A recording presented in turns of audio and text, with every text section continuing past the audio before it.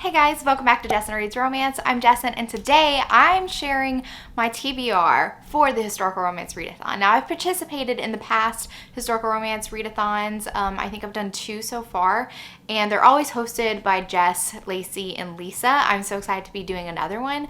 I have been reading so many contemporary, so many mafia, so many dark things, and I need to up my game in the historical game. So I was so excited that this readathon was announced and that it was going to be a week-long readathon, so I'm hoping to fit as many books, as many historical books that I can. The readathon starts on June 28th, which is a Monday, and it ends on July 4th with the live show being hosted on Lisa's channel. I'm so excited that it's a week-long readathon because even though I don't have the longest TBR for a week-long readathon, I plan on, if I finish everything on my TBR, to just keep adding more books. But I didn't want to make an impossible goal for myself, so I kept it pretty conservative when it comes to the number of books that I'm putting on my TBR.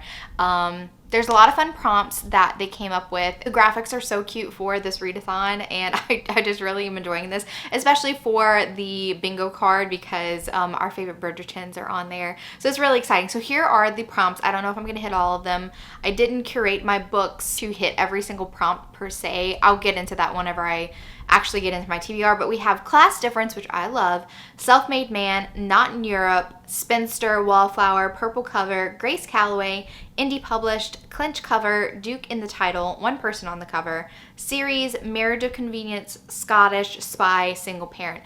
And these prompts are very well curated to only have like a couple books on your TBR, and you can pretty much cover all of them. It just depends on which books that you pick. And I had so many that I've already read that I'm like, these are the perfect books to hit tons of prompts. But I kind of set a personal goal for myself with this readathon that I was going to read as many new authors as I possibly could, or go back to a series that maybe I've only read one book in and I wanted to continue with that author. I just didn't want to, because I could have easily picked another Lisa Kleypas, which I've not read before. Some of her standalones at the beginning of her career I still have yet to read. I could have picked those. I could have picked a Julie Garwood, which I've read a ton of already, and I could have fallen back on my tried and true, but I really want to expand my horizons. I need to read more historical romance authors that I've heard about, and I'm like, yeah, I want to read them, but I never do. So that's what my goal is for the historical romance readathon, is to read those types of books. So I'm going to share my TBR, and like I said, I did not curate this list to hit as many prompts as I could. So some may secretly cover some of these prompts, which I'm crossing my fingers that they do, but I'm really excited about all the books that are on this list. So let's get started. First of all, the group pick, which is Olivia and the Masked Duke by Grace Calloway. I've never read a Grace Calloway, so this was perfect. It hits loads of prompts, which I'm very excited for. It's probably going to carry a lot of the weight for my bingo card, but it says spirited debutante Lady Olivia McLeod, cherished daughter of the Duke and Duchess of Strathaven, has 2 interests: solving mysteries and winning the love of her rescuer and secret crush, the infamous Duke of Hadley. When Livy joins Lady Charlotte Fane's charity for young ladies and discovers that it's a front for a covert investigative agency, she is thrilled. Livy dedicates herself to solving a deadly case. Little does she realize that the path to danger will also lead her to her heart's deepest desire. Notorious widower Ben Woodhouse, the Duke of Hadley, has only one goal in mind: redemption. After his tortured past, he channels his demons toward helping others, and the last thing he wants or deserves is innocence. Yet temptation taunts him by transforming the little girl he once saved into an alluring young woman, a dozen years younger than him and the daughter of his friend. Livy is everything he cannot have and everything he needs. Oh my god, I love this book. This book has so many things that I'm in love with. Love an age gap. Love, this sounds like a best friend's daughter romance. What? Okay, I'm just so excited about this one. The next book on my list I have is The Making of a Highlander by Eliza Braden. I'm not sure how she says her name. This book I grabbed off of Audible a while back. I think it was a discounted price, and I just decided to grab it because I love the cover. And the synopsis sounded really good, so I will be listening to this one on audio. I'll try to listen to as many of these books on audio as I can. So it says, no lady can tempt him more than the next shore. Everyone wants handsome adventurer John Huxley to settle down, family, friends, London society. Everyone except John. He's evaded too many scheming title huntresses to trust and happily ever after. Now a vow made to a dying friend has him locked in a land dispute with a stubborn Scot who offers one way out: win the Highland Games. John likes a challenge, but this one's impossible. Still, with training from the Scot's stepdaughter, victory might be within his reach. He only has to teach the fiery, foul-mouthed, breeches-wearing lass how to land a lord. It seems impossible is just getting started. She's no lady, she's Mad Annie Tulloch. Everyone calls her Mad Annie. True, her best friend is a ghost, and yes, her greatest talents involve cooking for giants and taunting ridiculously handsome Englishmen. But she's not mad. She's desperate. To save her friend, Annie must marry a lord. The trouble is no lord will look twice at a hoyden like her. This calls for lady lessons, and she knows just the uptight Englishman to provide them. So it seems like they're trading skills. She's going to teach him how to compete in these games, maybe archery. I don't know what she's talented at. And he's going to teach her how to become a lady. So I'm just so excited about this. And I love that little touch of supernatural. I'm very curious about her best friend being a ghost. I'm excited about it. I think that it's going to be really fun. Next, I have The Rake No by Shanna Galen. Now, I have only read one book by Shanna Galen, and it's the first book in this series. It's called The Covent Garden Cubs. And Earls Just Want to Have Fun is the first book, and I really love it. And I've been meaning to read the rest of the books in the series for so long, so I was like, it's definitely going on there. In the first book in the series, the hero was the titled aristocrat, and the heroine was the thief, the pickpocket, all that jazz. And it was just a really fun romance. I like Shanna Galen's sense of humor, so I'm excited to jump back into this series and see how much of the characters I still remember from reading that book way back when. I'm gonna have to go listen to our podcast episode to kind of remind me of what's going on. So it says, Gideon Harrow has spent his life in London's dark underworld and he wants out. A thief and a con, he plans one last heist to finally win his freedom. But when everything goes wrong, he finds himself at the tender mercies of one of society's most untouchable women, Lady Susanna Daring. Susanna has spent her life in London's glittering ton under the thumb of a domineering mother, and she wants out. When a wickedly charming rogue lands at her feet, she jumps at the chance to experience life before it's too late. But as she descends into London's underworld, she finds that nothing, not even Gideon, is as it seems.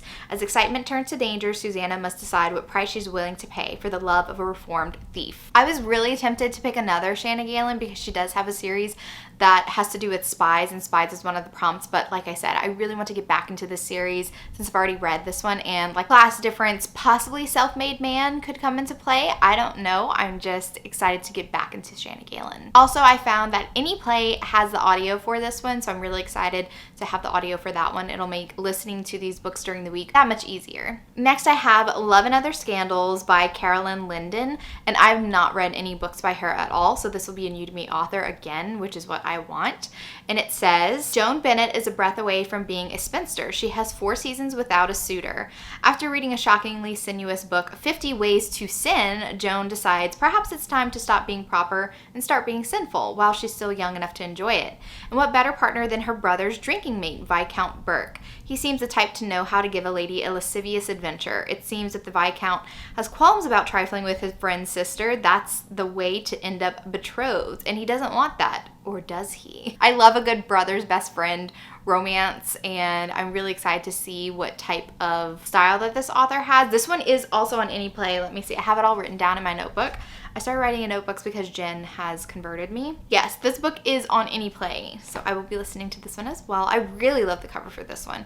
If this one's really good, I'm gonna buy the paperback for it. Then I have Never Love a Highlander by Maya Banks.